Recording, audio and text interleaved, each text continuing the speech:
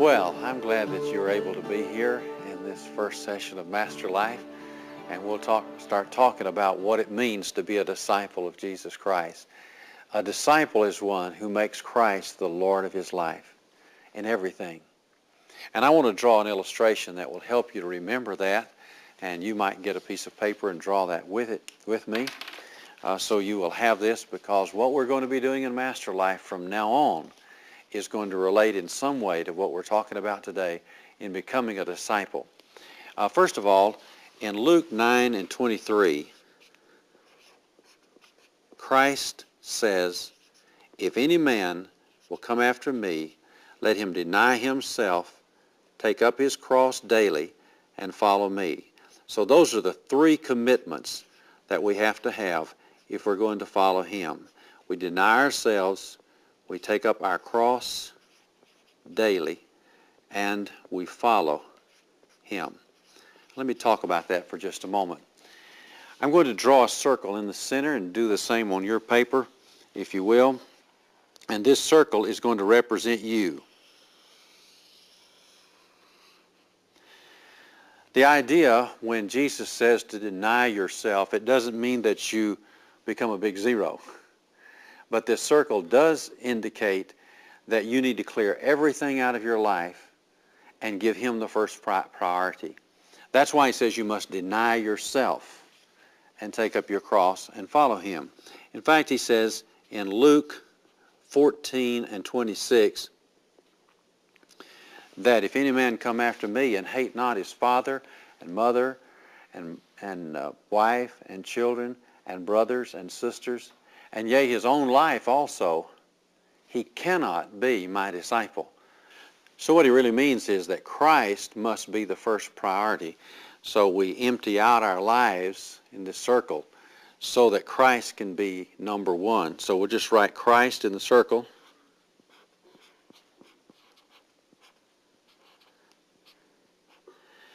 And so when Christ begins to fill you up, you then begin to understand how to live the Christian life. Jesus told his disciple in John 15:5, "I am the vine, and ye are the branches. He that abideth in me, and I in him, the same bringeth forth much fruit. For without me you can do nothing." What can you do without him? Nothing. But with him, you do bear fruit.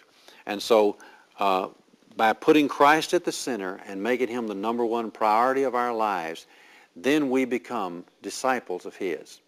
Now, we talked a minute ago about we deny ourselves, we take up the cross, and we follow him. Another scripture on the cross is Luke 14:27. I'll go and correct that 26 up there. And Luke 14:27 says, "Whosoever doth not bear his cross and come after me cannot be my disciple." Now, what is the cross? Well, for Jesus, it was the symbol of redemptive sacrifice for others. And so the cross really encompasses our life and our giving our lives for others. So I'm going to use that as an illustration of how we continue to abide in Christ. So I'm going to draw a cross around this circle. And I hope you can do the same. And I'm going to share with you some of the resources that God has given to us to be disciples of his.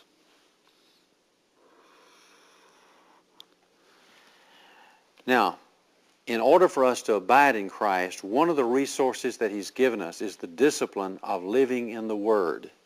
So in this bottom crossbar here, write Word. Jesus said in John 8:31 and 32, "If ye continue in my word, then are ye my disciples indeed, and ye shall know the truth, and the truth shall set you free." So that's John 8:31 and 32. So the discipline of living in the Word keeps us related to the Lord Jesus Christ and lets his power and his life flow through us. Another one of the resources and disciplines is prayer. So up here we want to pray in faith and learn to believe Him. He says actually in John 15:7, if ye abide in me, and my words abide in you, ye shall ask what you will, and it shall be done unto you. So what he said, we learn to pray on the basis of his word and the basis of living in him. So we ask what he wants us to ask, and he delights in answering the prayers that he has inspired us to pray. Now you will notice that this is the vertical relationship. The cross really covers both relationships. The vertical relationship with God is how we keep in right fellowship with him and how he continues to give us these resources through prayer and the word. The crossbar of the cross, the horizontal bar, shows our relationship with other people. And there are two disciplines or resources that relate to other people. On this side, we'll write the word fellowship, because God puts all of us among other believers so we can fellowship together and we can know him. In fact, he says in John, the 13th chapter, verses 34 and 35, a new commandment I give unto you, that you love one another as I have loved you, so shall you love one another. And by this shall all men know that you are my disciples, if you have love one for another. So the mark of a disciple is that you love the brethren and the sisters. It is this fellowship that we have in the church of Jesus Christ. Now, church isn't a building. A church is an organization, though it uses both of those. The church is the people of God. And so God puts us in this fellowship, and the way the world knows that we're his is that we love one another, and we get great blessing and strength from that fellowship. Now, if you're doing these other things, if you're already praying in faith and living in the Word, and you're fellowshipping with believers, one of the most natural things for you to do is to witness to what Christ means to you and what he's doing in your life. And so the other resource or discipline is witnessing to the world. And the scripture is in John 15 and 8, where he says, herein is my Father glorified, that you bear much fruit, so shall you be my disciples. Now, what does he mean by fruit here? Somebody will say, well, maybe you mean the fruit of the Spirit: love, joy, peace, long-suffering, gentleness, faith, meekness, and temperance, which is in Galatians 5:22 and 23. Well, that's true. He does mean that we have that kind of fruit, because those are the characteristics of Christ. If we're abiding in Christ, then those characteristics are going to come out of us and in witness. But it's more than just the fruit in our lives. It also, the final result is another plant, a fruit that comes out on the end of the vine through the branches, who's us, fruit out on the other end, there's seed in the fruit, the seed falls down, another vine springs up. Many times the fruit of the Spirit is that seed. And when people see love in you, that's what they need. They can't understand why you have love for people who don't love you. And so they're interested in that. Gives you an opportunity to share the witness of what Christ has done in you. Or they say, you know, I want joy. And they see joy in you when bad things are happening. And they say, how can you have joy in a very difficult time? And you say, well, I couldn't. But Christ in me makes that possible. Or peace. They're all looking for peace. And they see peace in you when everybody else is stressed out and having problems. You say, oh, let me tell you, I didn't have that peace till Jesus came in my life. And so you have a chance to personally share a witness. Now, what happens as you begin to follow Christ in a regular way with these four resources that are here? The discipline of abiding in him daily, of living in the Word, of praying in faith, of fellowshipping with believers, and witnessing to the world, then you begin to grow. And as you go around this circle in a regular way, you begin to grow in all of these aspects of the Christian life. And now I want to take and put an arrow out on the end of each one of these crossbars, because the Christian life of a disciple is not an inward life. It is a life that reaches out to other people. And so out of each of these disciplines there flows a ministry. Now out of the Word there grows a ministry that relates to the Word. That's the ministry of teaching, where you can teach other people God's Word, or a ministry of preaching, where you can proclaim God's Word, and that doesn't mean necessarily from a pulpit, but you're sharing and proclaiming God's Word. So you develop a ministry based out of growth in this discipline. Out of the fellowship with believers, there also is a ministry, and this ministry is the ministry of nurture. This begins all the way back when a person first becomes a Christian. You can begin to nurture that person all the way until the time they become a mature, practicing discipler who is causing other folks to come to Christ and to be co-laborers with others. Out of your discipline of prayer, there also grows a double-edged ministry. We'll say comes the ministry of, first of all, worship toward God, as we worship God through prayer and the other means that He gives us. And then there's a ministry toward man. That is a ministry of intercession, which is certainly one that's needed by people everywhere. And God gives to some people special abilities to minister in these areas. Out of witness, there grows also a ministry, and that is the ministry of evangelism.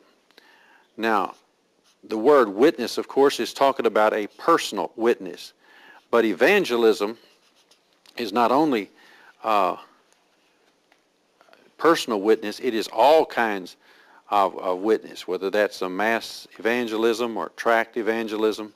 What he said a while ago, you remember, if you follow me, I will make you fishers of men. That's Matthew 4:19. So as we follow him in this witness, we grow to become fishers of men.